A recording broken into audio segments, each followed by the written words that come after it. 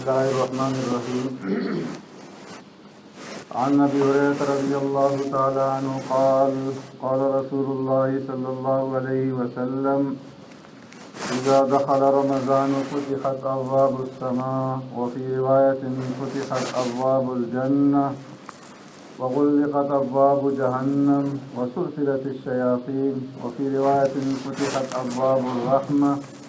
متفق عليه أو كما قال عليه الصلاة والسلام: صدق رسول الله صلی اللہ علیہ وسلم. حضرت ابو ہریرہ رضی اللہ تعالی عنہ روایت فرماتے ہیں، آقا انعامدار سرور کائنات رحمت دو عالم صلی اللہ علیہ وسلم نے ارشاد فرمایا: جب رمضان المبارک کا مہینہ داخل ہوتا ہے آسمان کے دروازے کھول دیے جاتے ہیں. ایک روایت میں ہے جنت کے دروازے کھول دیے جاتے ہیں اور جہنم کے دروازوں کو بند کر دیا جاتا ہے اور شیاطین کو قید کر دیا جاتا ہے، جکڑ دیا جاتا ہے. ایک روایت میں ہے فتحت ابواب الرحمہ کہ رحمت کے دروازے کھول دیے جاتے ہیں. حضرات گرامی، اللہ رب العزت کا انتہائی فضل کرم اور اس کا احسان ہے کہ اس نے ہمیں ایک مرتبہ پھر رمضان المبارک کے مہینے تک پہنچا دیا، اور یہ عظمتوں اور برکتوں والا مہینہ اللہ رب العزت نے ایک مرتبہ پھر ہمیں نصیب فرمایا. اس کے اوپر جتنا اللہ رب العزت کا شکر کیا جائے کم ہے. پیارے پیغمبر صلی اللہ علیہ وسلم رمضان المبارک کا انتظار کئی مہینے پہلے سے شروع فرما دیا کرتے تھے، تو اس لیے یہ بہت عظمت اور برکت والا بہت ہی زیادہ قیمتی مہینہ ہے. اللہ رب العزت اس کی قدردانی کرنے کی ہمیں توفیق عطا فرمائے.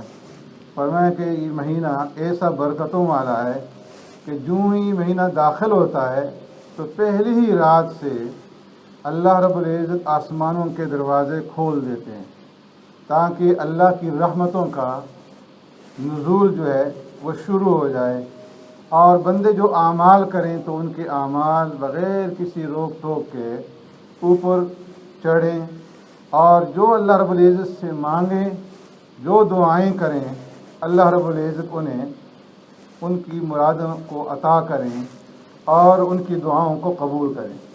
اور فرمایا کہ اس مہینے کے اندر جنت کے دروازوں کو کھول دیا جاتا ہے تاکہ بندے ایسے اعمال کریں جن اعمال کی وجہ سے وہ جنت میں داخلے کے مستحق بنیں، اور جہنم کے دروازوں کو بند کر دیا جاتا ہے تاکہ ایسے اعمال نہ کریں جو جہنم میں لے جانے والے ہیں.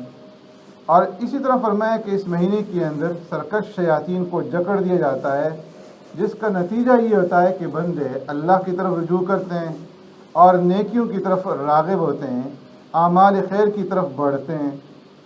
تو فرمایا کہ یہ جو مہینہ ہے اس مہینے کے کچھ حقوق ہیں جو ہر ایک مسلمان کے اوپر لازم ہے کہ ان حقوق کی پاسداری کرے، ان حقوق کو ادا کرے. اور ان حقوق کا خلاصہ یہ ہے کہ اس مہینے میں انسان اپنے آپ کو گناہوں سے بچا لے. جتنے بھی گناہ ہیں، چاہے ان کا تعلق دن سے ہے، رات سے ہے، ان گناہوں کا تعلق بندے کی عادات سے ہے یا عبادات سے ہے یا معاملات سے ہے، معاشرت سے ہے، جتنے بھی لینوں کے گناہ ہیں ان گناہوں سے اپنے آپ کو بندہ بچا لے.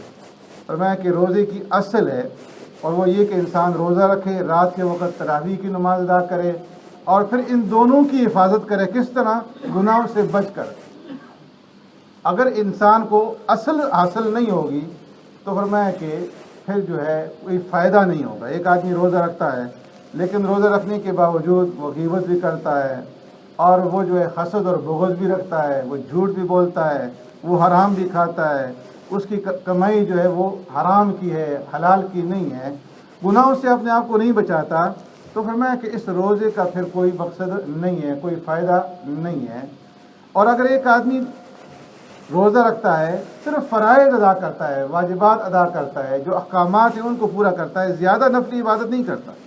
ایک آدمی سارے کام کرتا ہے، نفلی عبادت پڑھتا ہے، تہجد پڑھتا ہے، اشراق پڑھتا ہے، ذکر اذکار کرتا ہے، تلاوت کرتا ہے، لیکن ساتھ ساتھ کیا کرتا ہے؟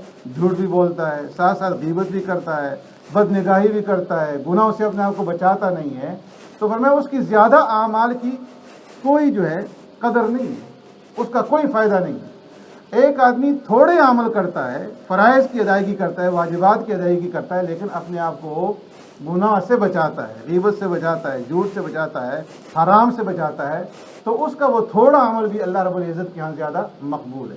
اور اگر اللہ کسی کو توفیق دے دیں کہ وہ اعمال بھی زیادہ کرے اور گناہوں سے بھی اپنے آپ کو بچا لے، تو اس سے بڑھ کر کے کوئی نعمت نہیں ہے۔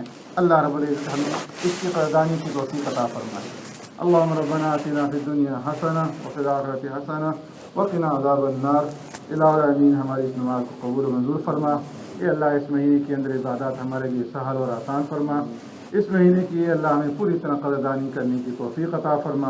اے اللہ ہمارے جتنے عزیز اقارب رشتہ دار، مربی، محسن، تعلق دار، دوست احباب دنیا سے رخصت ہوئے، اے اللہ سب کی مغفرت فرما دے۔ اللهم ربنا آتنا في الدنيا حسنة وفي الآخرة حسنة وقنا عذاب النار۔ سبحان ربك رب العزة عما يصفون وسلام على المرسلين والحمد لله رب العالمين برحمتك يا أرحم